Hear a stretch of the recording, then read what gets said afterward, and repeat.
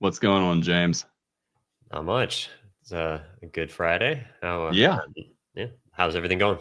it's going good. It's going good. It's another no, Fridays are always this time of the hour, especially on Fridays, it's always kind of a fun time to reflect and think about the overall market, what all happened, what I did well, what I did really bad, and just how do I improve?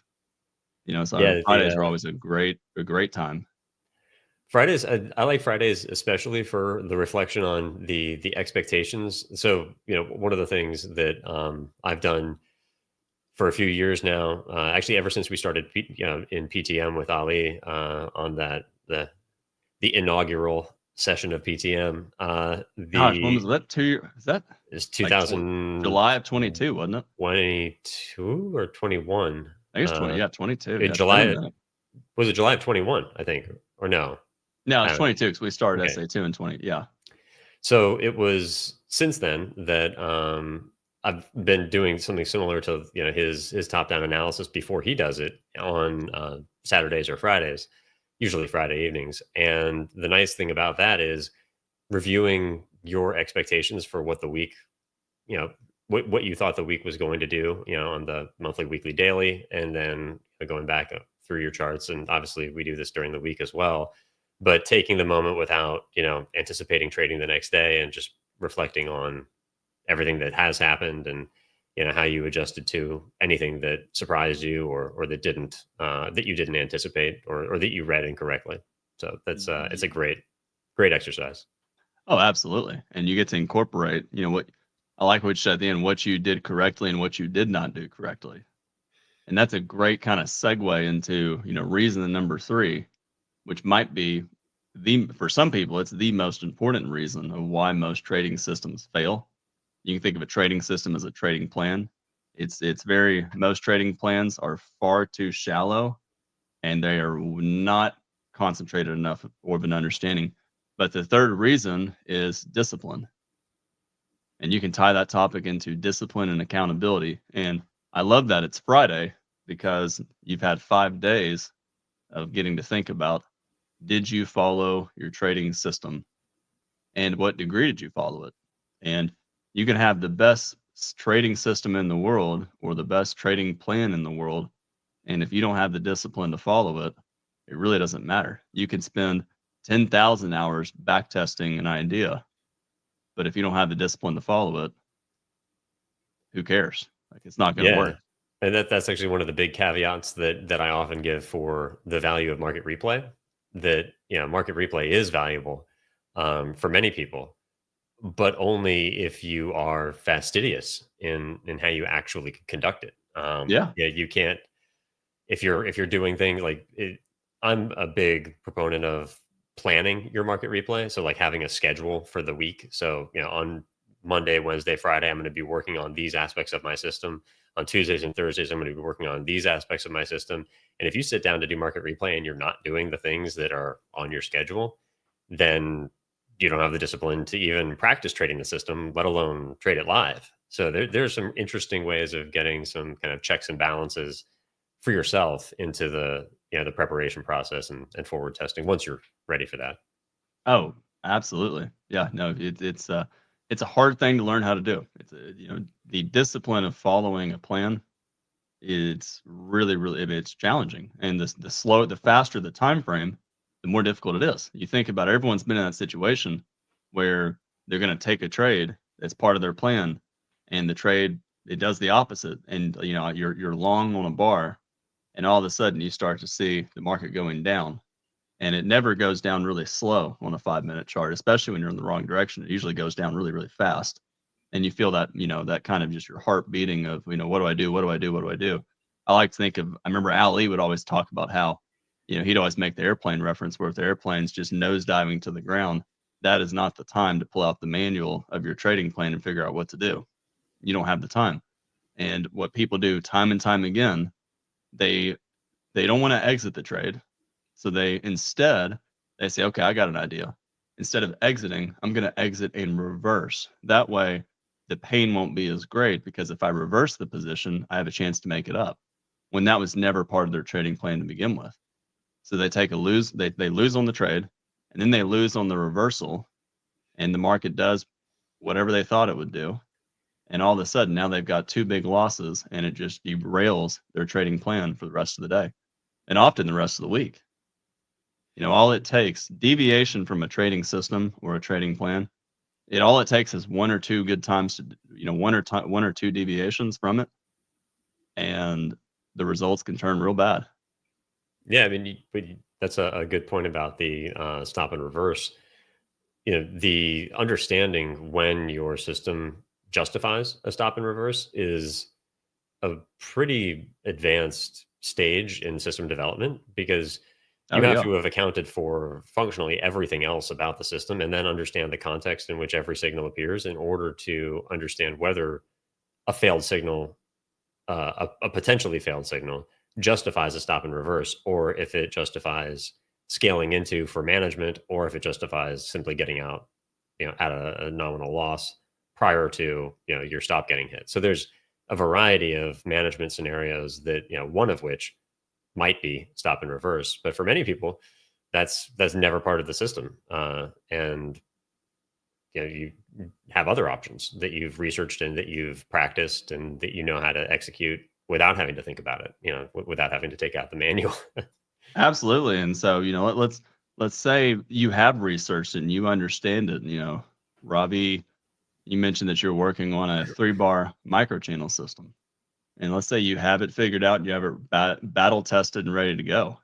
The next question becomes, do you have the ability to trade it with discipline and hold yourself accountable? Because it's really, really easy especially with trading, to kind of hide your mistakes under the rug and not look at them. And that is a really challenging piece. I mean, it happens. It's a really tough thing. I can't stress it enough.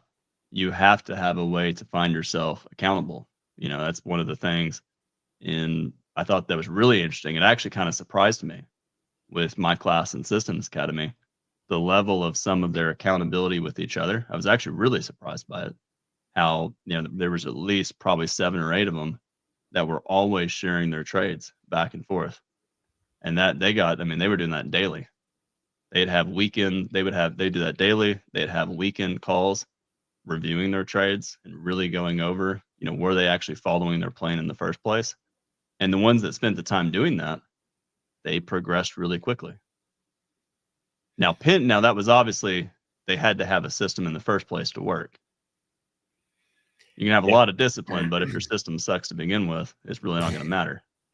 Yeah, if it's not if it's not a statistically significant system, then no amount of, I mean, having great discipline and a system that doesn't justify trading it won't, never a trader will make. And that's, Um, I always think about that statistically significant. It always makes me think of people who love to go against a move and just keep scaling in against it.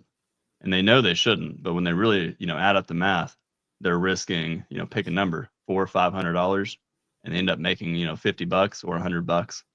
And, you might win 8 or 9 times in a row, but all it takes is that one loss that's going to be far more damaging than those winners. So that whole statistically significant, you've really got to understand, does this trade actually work out over X number of trades? And then the interesting piece with that is, can I handle the loss? Am I going to be emotionally destable, or am I going to be emotionally kind of broken down on if I lose one time? That is really, really important. yeah, and I think that's because I've had questions about, from folks about basically, their current system performance and what they should think about it. And yeah, these are typically folks who are not, either in Systems Academy or within, like, who we've worked with, and who will just generally ask questions, and whether it's on a stream or in a chat or somewhere, and they'll say, like, this is what my system has been. This is 2 weeks, 3 weeks of system performance, and say, look at this. Like, is there any general observation you can make? It's, well, either it's a swing system and it's designed to take relatively frequent losses and, have some larger winners some days. Or if that's not what the system is, then perhaps it's not, well researched enough, or you don't understand it well enough. Because it could be that the system is perfectly statistically significant. You just don't have enough experience executing it in live markets or in replay to actually deploy it live, or it's the other, and it's not a statistically significant system. Yeah, absolutely. Yeah, it's always one of those two. And it's just it's so important to really understand, does my system actually work out at the end of the day? And once you figure that piece out, then you really have to figure out, am I even capable of trading it? Because there's a lot of systems that work. You think about it, like there's only a few filters. Something in leg one, some sort of breakout in the first leg's probably going to get a second leg. Don't take the third leg. On a day like today, if all the bars are above the moving average, don't go short, even if it's a 3-bar micro channel in the first leg. There's a couple filters that can get you really, really far away, long way. But can you actually trade that particular idea? That is just Yeah. it's really, really important. And I think a lot of times people can end up hiding from the mistakes of their discipline. So, for example, one might they want to add in more variables to their system because they don't want to work on the discipline of trading that idea really well. So if they understand the system and idea, and they're kind of, they know it works, maybe it generates a few trades a day. I had a discussion with someone about this in Systems Academy, previous Systems Academy, last year. And their confidence, their confidence is shaken a little bit. They're having confidence issues. They have a system that works. And I was trying to explain to them, do they have the discipline to trade the system? And their tendency is to want to add pieces to the system. It sounds easy, but it's just, the reality is this: if you're trading by yourself and you're building your system completely by yourself, you have to do a few things. One, you've got to be that engineer or designer who's going to build the system. You've got to be the person that's going to, validate the system at the same time, make sure it works. And then you've also got to be the person that actually trades the system. And then you've also got to be the person that actually holds you accountable to trading the system. And then in the system could be the implementing of the system, but that doesn't even cover the risk factors, following your risk management. So when you really think about just trading on your own, there's so many variables that go into when you're on your own of a system design. The system design is huge, and then the implementation of the system is arguably even more challenging. And I mean, so I would say it's much more challenging. I think there's it's much easier to just develop a system than it oh is yeah, to I actually had trade it. several people in a couple of months develop a system. Now, how fast do they trade it? Actually have the discipline to trade it the right way. That's another story. Yeah, I mean, and I think that it also depends on the person, Hmm. because some people are just absolutely convinced by data, and looking at their data, they believe it. They just, the numbers on the page, fundamentally prove it to them that this thing is exactly what they should be doing. And others don't trust the numbers on the page despite what they say, and instead need to confirm it through forward testing or through replay or through a number of other means. And if and understanding which type of person you are is going to go a long way to giving yourself the being patient with yourself and the discipline that it will require in either one of those processes to get to the point where you can deploy something. Because you know it, you're going to need to go through, you're going to need to be convinced of the system's validity at some point. And no matter how that, or you arrive at that end, that's the goal, is being utterly convinced of the validity of the system and the ability to execute it according to all of your research. And as soon as, and the nice thing is, and I've had these conversations with lots of systems academy students who were dismayed that their systems were generating 3 to 5 trades a day, or or fewer, 2 to 4. Hmm. And so instead of trying to optimize the system to generate more trades, optimize one system to generate more trades, my suggestion is always to just now that you've developed a system, develop 2 or 3 other systems to fill in the gaps around where you see your current system is not generating trades. But So that's you also after you've traded that first system successfully exactly, yes. I mean, without deviation, right? but that's and exactly. And I think that the understanding that that's the process, rather than getting into this cycle of constantly trying to optimize and iterate on one system and make it the one perfect system that will cover all things and be the thing that delivers you to riches. Hmm. um Rather than trying to force one thing to do everything, allow one system to be really good at helping you get to the point where you're confident and executing consistently, and then just look to the left and look to the right and fill in the gaps and build your second and third and fourth systems. And then once you have that many systems that you've researched and understand, you can pretty easily stop thinking about the systems, and then you just trade the market cycle. And that is the end goal. If your goal is to be a discretionary trader, that is the end, right? Is Yeah. not thinking consciously about all the systems that you've built because you've spent so much time thinking about them that they are just part of your subconscious. I mean, it's like, when Yo-Yo Ma plays the cello suites, like he's not thinking about that at all. They just emerge, and it is he does the right thing at the right time every time. And You, obviously there's a little less uncertainty with those, but uh, you see it the with you principle. see it with amazing musicians and athletes, just their Mhm. ability. If you watch like basketball, or you see a quarterback in a net like like Patrick Mahomes for the Chiefs, their ability to just kind of see beyond what is directly in front of them and see all these little nuances. You listen to Al talk about a chart and you think, how in the world can he talk about a 15-second, time interval, well, out of 81 5-minute bars, and it's just his ability to see past his system because it's so ingrained. But I mean, if you really think about it, if you can understand breakouts well, if you know what a breakout is that's going to succeed, you're also going to know what a breakout is that's going to fail. And therefore, you can almost just reverse engineer how to trade with limit orders and fade breakouts if you understand what breakouts are going to succeed. Because you by default know when the limit order trade has failed because the breakout is going to be successful. That's how systems work in essence. You build one, you understand it, and then you fill in the gaps. But you got to build it and then you got to implement it. And that is a thing that most people, I think, have the biggest challenge with. I had a student who, it took him a long time, but he built a breakout system. He didn't like it at first. We spent a lot of time with it. Now this student actually sent 53, we call them project reports, in a row.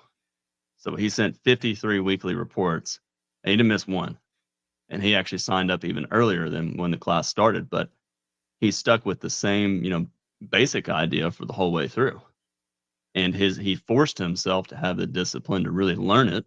And even though he didn't like some of the ideas, he kind of changed it up a little bit, but he never left the overall idea of that breakout in the second leg.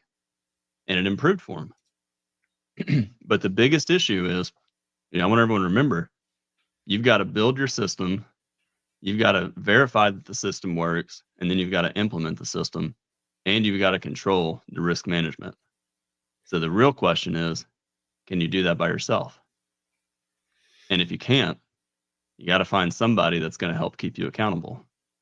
And that's really it. Whether it's you join Systems Academy or not, you got to find somebody. And the more that you're on the same page with that other individual, ideally you're working on the same thing together.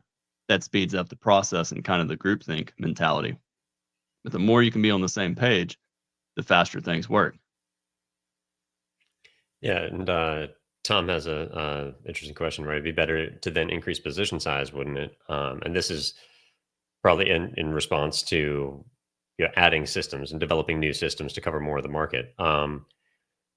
If your capital allows you to increase position size, and part of your financial plan is to increase position size at X interval, at X size of your account, then sure, it is. But if your goal is trade frequency, so if you're starting with a smaller position size in order to become more comfortable with your system, and so trading maybe 1/8 of a percent or 1/4 of a percent, and not scaling in, and then you add scaling in, so you get to 0.5%, and then you add, 2 scale in, so you get to 3/4 of whatever, however you determine your scaling and your total position size.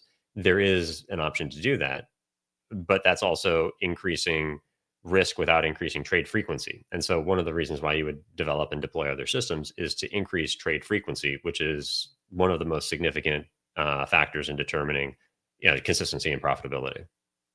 And another way to look at that as well, I mean, the answer is pretty simple. Can you increase your position size the more you understand what you're doing? Yes. If you understand an outcome very, very well and it's a high probability outcome, you can absolutely increase your risk. I remember Al, he made a comment in Orlando this past year, and he said that he's not, live trading isn't his favorite thing. He, for one, he doesn't like being on stage in the first place just because he'd rather be at home. But number two, he made a comment. He said, realistically, if I'm at home, if I take a trade and something doesn't work, I'm just going to reverse the position. And often I'll just double the position because he knows that this high probability event failed. And therefore, the lower probability event is happening and it has a higher probability event than the original event. So if he reverses the position and doubles the position, he's going to make more. He'll be back to where he was and he'll have made what he wanted. That's that whole logic of stop and reverse. A lot of traders, when they stop and reverse, they basically stop themselves out of the trade and then reverse the position. A lot of times they'll add to the position. So sometimes they'll buy the close of a breakout, scale in, maybe once or twice. It fails, they reverse the position, and then they add on to the reversal of the position. But you can only do that if you really understand the idea. So yes, should most traders focus on increasing their position based on the system that they have? Yes. But that's assuming that one has the financial capital to do that and that they understand the variables of their system. And there's another piece. Can they emotionally handle the risk?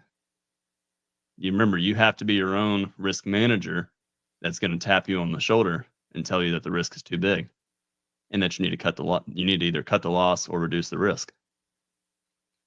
Yeah, But you can absolutely do that.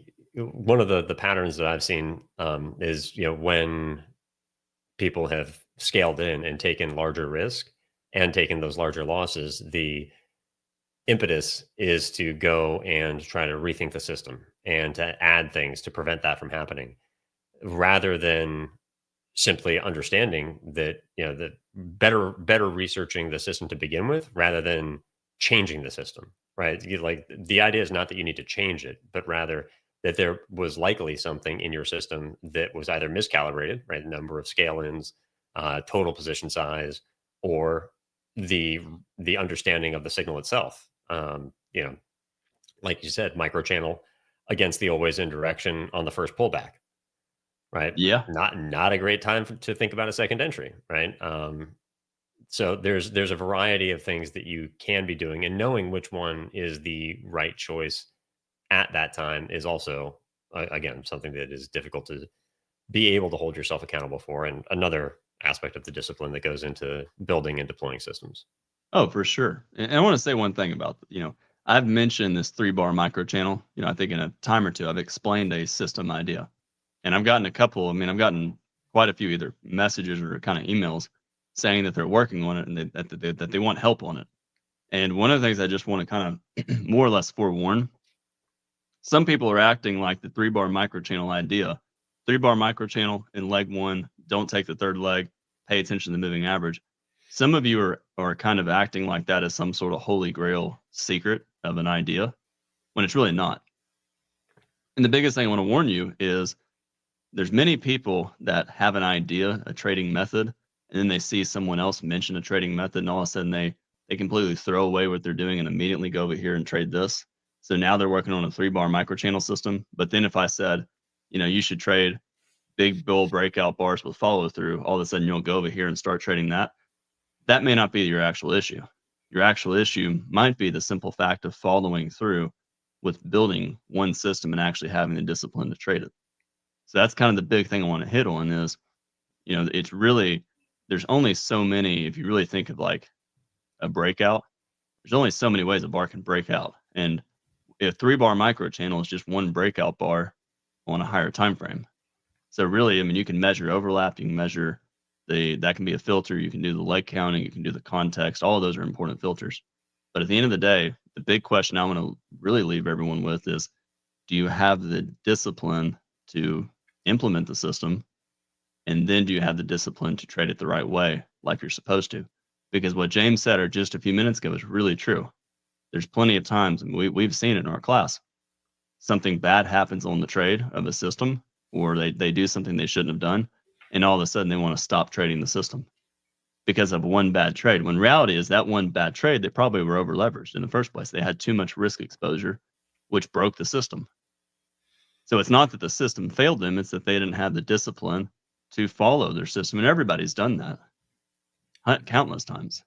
What's interesting, the amount of time that it takes to build a system properly. I mean, the reason why I say 2 is a year is because that's the threshold around which someone can be potentially ready to deploy a system live. Like it takes a long time to do it because we have to be convinced, we have to convince ourselves that this is something that we can do safely. We build it, we go through the entire engineering and design process in order to make sure that it's safe. And then we have to go through the emotional process of, convincing ourselves that it's safe. And then we have to prove it to ourselves live. Yep. And we're doing this all by ourselves, right? So it's a major undertaking, or whether in a group at SA2 or by yourselves outside of SA2. But it reminds me that, like, so I have an 8-year-old and a 3.5-year-old, and they've gotten absurdly interested in these videos of guys building log cabins by themselves in the middle of nowhere. Oh yeah, And yeah, I know so what you're talking about. they'll watch like a 45-minute video of like someone just cutting down trees and building a log Pretty cabin cool. by the. I mean, to be fair, it is pretty cool, but they're like really young kids, and like it's kind of comical to watch them like get like totally enwrapped like it's a cartoon. But I mean, that's the same principle. It's like, those guys aren't going out into the middle of nowhere, getting a month into building a log cabin with a handful of logs around them and no foundation, and walking away and be like, that was a bad idea. I'm gonna quit that one. Like they go back and figure out how to make all the pieces fit together, and they walk away at the end of it with something. And I think it's an interesting way of thinking about the whole process, because it's something that you have to commit to. Once you start, Kind of like building a house, then just giving up halfway through. exactly, yeah, and even worse, you're in the middle of nowhere. Yeah. Yeah. No, that's a really good way to look at it. And Systems Academy, the joke is it's a year. And I tell everybody the same thing. It's a year from the coaching standpoint. But the reality is, the idea of what's the point of Systems Academy? It teaches you how to build a system. And more importantly, I mean, building a system is not, I would say, the hardest thing in the world. It teaches you to actually follow through with actually building a system and then trading it. The people that get the most out of Systems Academy, what do?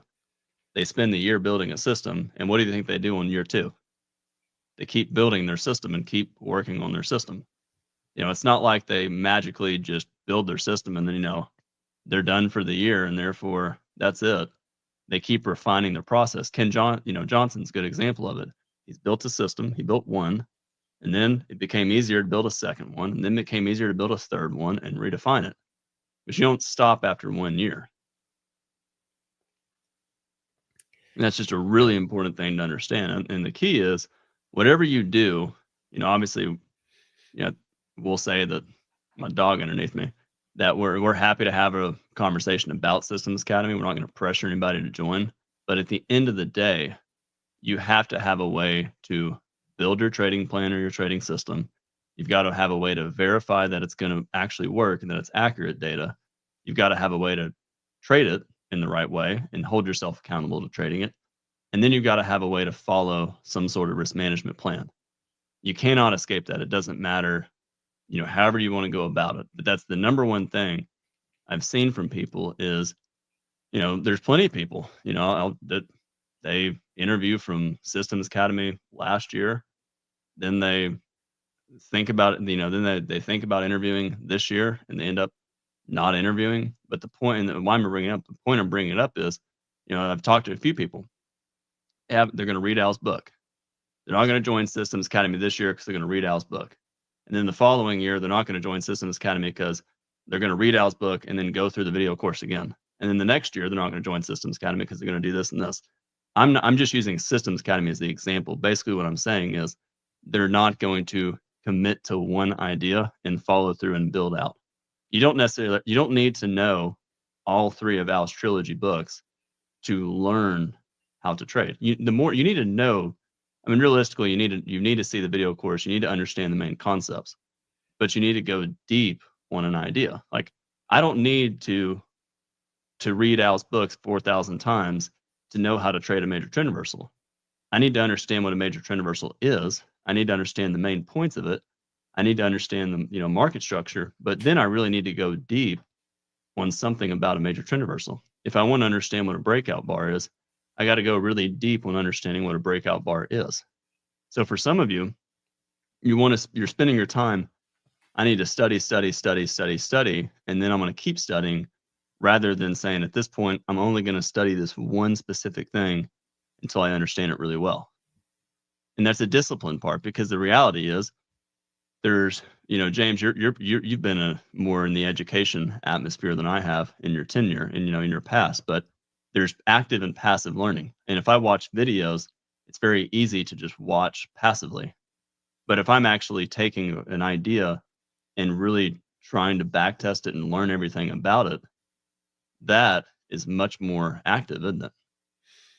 Yeah, I mean, that's why the research process is so important. Yeah. Just reading one of Al's books is great, and I think he's actually really funny. So I will laugh He out does have loud. some good Like humor. there's some like really funny turns of phrase in there. So I really enjoy listening to the audiobooks, reading them. They're just great reading, but reading his books is not going to make you a trader. Like, so it's the extension of the It's the same principle. application of his information that's gonna make Yeah. you a great trader. Yeah, exactly. And figuring out within each of those books where you need to begin, because you can't do everything all at the same time.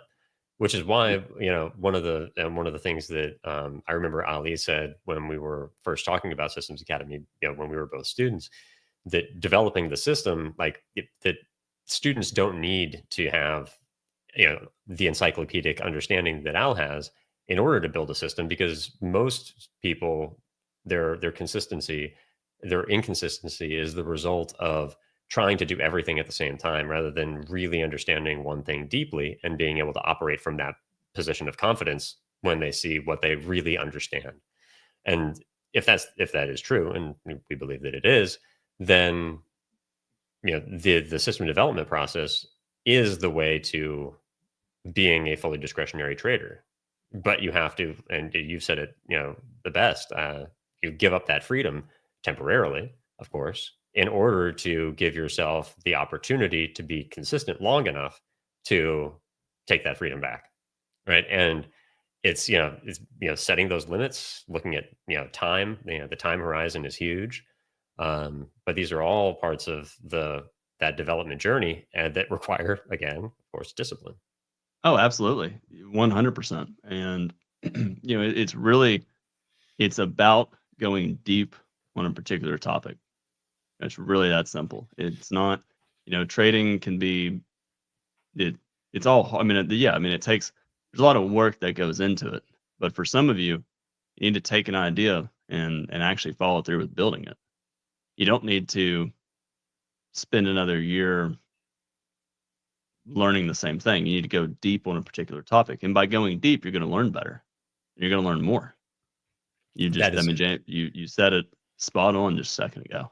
that has always been the argument that I've made to every student I've ever worked with, whether in Systems Academy or teaching writing or literature, is always go deep. Deep is better than broad. Every day of the week. It absolutely is. Yeah, no, deep is absolutely better than broad. Um, You're spot on.